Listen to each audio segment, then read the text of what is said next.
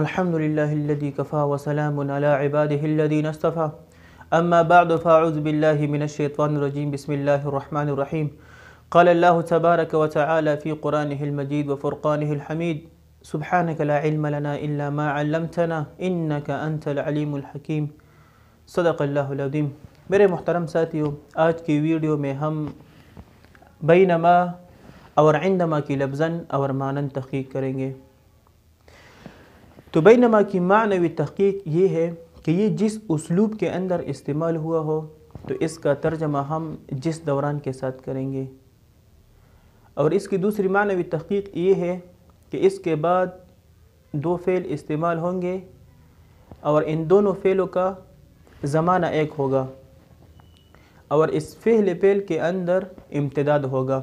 مثلا اس کی مثال بینما كنت اطالع انقطعت الكهرباء۔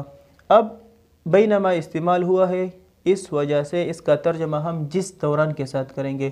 جس دوران میں مطالعہ کر رہا تھا بجلی چلی گئی، اور اس کے بعد دو فعل استعمال ہوئے اطالع انقطعت الكهرباء، تو ان دونوں کا زمانہ ایک ہوگا۔ تو مطالعہ کرنے کی اور بجلی چلے جانے کی دونوں کا زمانہ ایک ہے، لیکن اس پہلے فعل کے اندر امتداد ہوگا، یعنی جس دوران میں مطالعہ کر رہا تھا تو ابھی اس کے اندر امتداد ہے، یہ ابھی تک ختم نہیں ہوا تھا کہ بجلی چلے جانے والے فعل کا صدور ہو گیا۔ تو اس کی معنوی تحقیق، اس کا ترجمہ ہم جس دوران کے ساتھ کریں گے، اور اس کے بعد جو دو فعل استعمال ہوئے ہیں ان دونوں کا زمانہ ایک ہوگا، لیکن اس پہلے فعل کے اندر امتداد ہوگا۔ اور اس کی لفظی تحقیق یہ ہے بینما، اس کے اندر دو لغات جائز ہے، بینما بھی پڑھ سکتے ہیں اور بینا بھی پڑھ سکتے ہیں۔ بینما كنت اطالع، بینا كنت اطالع، تو اس کے اندر دو لغات جائز ہے۔ اور دوسری لفظی تحقیق یہ ہے کہ بینما یہ شرط کے معنی کو متضمن ہے، تو شرط کے معنی کو متضمن ہونے کی وجہ سے اس کے بعد ہم دو جملے استعمال کریں گے۔ بینما كنت اطالع انقطعت الكهرباء، بینما انا جالس في المكتبة سمعت صوت الرصاص۔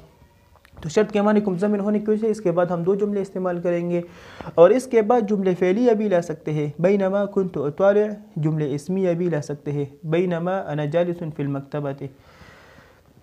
اور تیسری لفظی تحقیق یہ ہے کہ بینما کے بعد اذ مفاجاتیہ کا استعمال کرنا بھی جائز ہے، بینما انا جالس في المكتبة اذ سمعت صوت الرصاص۔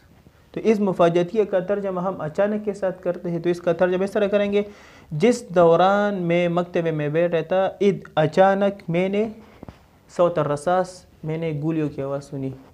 بینما كنت جالسا تحت المروحة التي تدور بأقصى سرعة اذ سقطت علي۔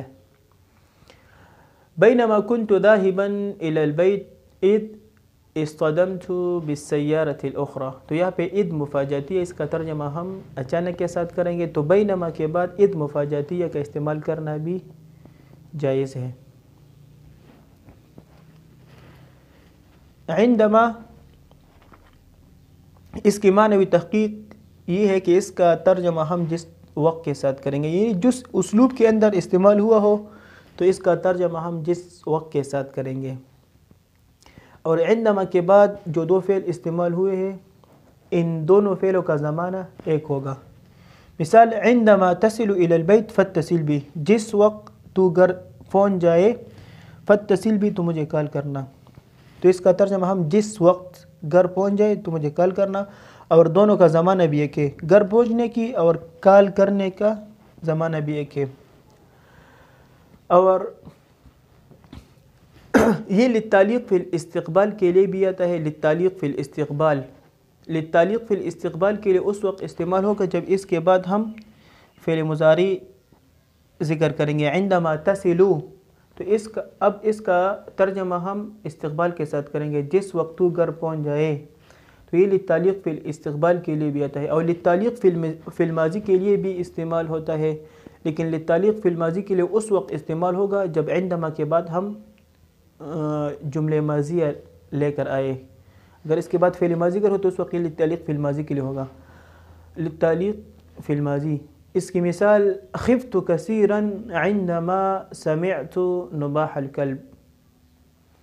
وجدت عملا عندما تخرجت من الجامعة. تو اب یہ للتعلیق فی الماضی کے لیے استعمال ہوا ہے.